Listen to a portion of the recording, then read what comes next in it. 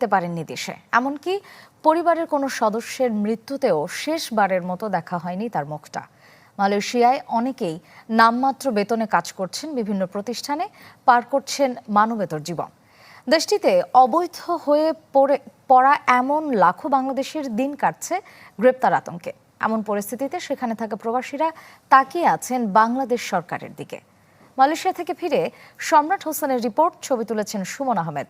আজ দেখবেন 4 পর্বের ধারাবাহিকের প্রথম পর্ব। এক যুগ আগে কাজের খোঁজে মালয়েশিয়ায় গিয়েছিলেন চট্টগ্রামের আওলাদ হোসেন।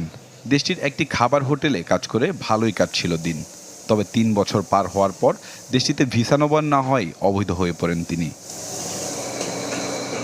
এরপর কেটে গেছে বহু বছর, এমনকি তার পরিবার আত্মীয়দের অনেকেই পৃথিবী থেকে বিদায় নিয়েছেন, কিন্তু ভিসা জটিলতায় আর দেশে ফিরতে পারেননি। এখন অপেক্ষা